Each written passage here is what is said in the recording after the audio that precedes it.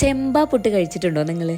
എങ്കിൽ ഞാൻ ട്രൈ ചെയ്യുന്നത് ഫസ്റ്റ് ടൈമാണ്. സോ അത് ബെസ്റ്റ് ആയിരിക്കണമെന്ന് എനിക്ക് നല്ല നിർബന്ധം ഉണ്ടായിരുന്നു കേട്ടോ. അങ്ങനെ അത് ബെസ്റ്റ് ആയിരിക്കണമെങ്കിൽ നമ്മൾ ഉപയോഗിക്കുന്ന പ്രൊഡക്ട്സും ബെസ്റ്റ് ആയിരിക്കണമല്ലോ. അതുകൊണ്ട് തന്നെ ഞാൻ ഫുഡ് ഗേറ്റിൻ്റെ പ്രൊഡക്ട്സ് ആണ് കേട്ടോ ഇന്ന് യൂസ് ചെയ്യുന്നത്. ഫുഡ് ഗേറ്റിൻ്റെ എല്ലാ പൊട്ടുപൊടി യൂസ് ചെയ്തുകൊണ്ട് നമ്മൾ ഫ്യൂഷൻ പുട്ടാണെന്ന് ട്രൈ ചെയ്യാൻ പോകുന്നത്. അപ്പോൾ ഫുഡ് ഗേറ്റിൻ്റെ നോർമൽ പുട്ടുപൊടി, അതുപോലെ തന്നെ രാഗി പുട്ടുപൊടി, ചെമ്പ പുട്ടുപൊടി, ഗോതമ്പ് പുട്ടുപൊടിയാണ് നമ്മൾ ഇന്ന് യൂസ് ആക്കാൻ പോകുന്നത്. ഇതൊക്കെ എങ്ങനെ തയ്യാറാക്കണമെന്ന് പാക്കറ്റിൽ ബ്രീഫായിട്ട് കൊടുത്തിട്ടുണ്ട്.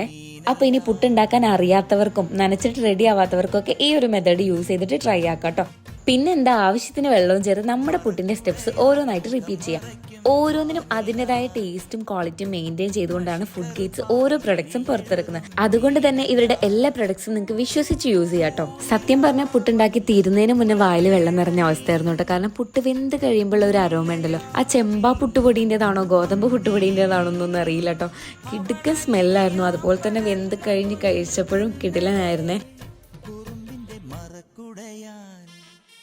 അപ്പോൾ ഇതുവരെയും കഴിച്ചിട്ടില്ലാത്തവർ, ഇനി പുട്ട് ഇഷ്ടമില്ലാത്തവർ പോലും ആയിക്കോട്ടെ, എന്തായാലും ഒരു വട്ടെങ്കിലും ഇവരുടെ കയ്യിൽ നിന്ന് ഈ ഒരു പ്രൊഡക്റ്റ് വാങ്ങി ട്രൈ ചെയ്ത് നോക്കണം കേട്ടോ.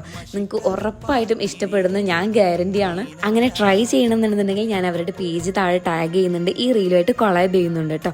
ഇത് മാത്രമല്ല അവർക്ക് വേറെയും ഒരുപാട് പ്രൊഡക്ട്സ് ഉണ്ട് കേട്ടോ. ഇഡ്ലിപ്പൊടി, ദോശപ്പൊടി, പാലപ്പം പൊടി, റവ, പത്തിരിപ്പൊടി, അങ്ങനെ ഒരുപാട് wide variety of products food ഗേറ്റ്സിനുണ്ട്.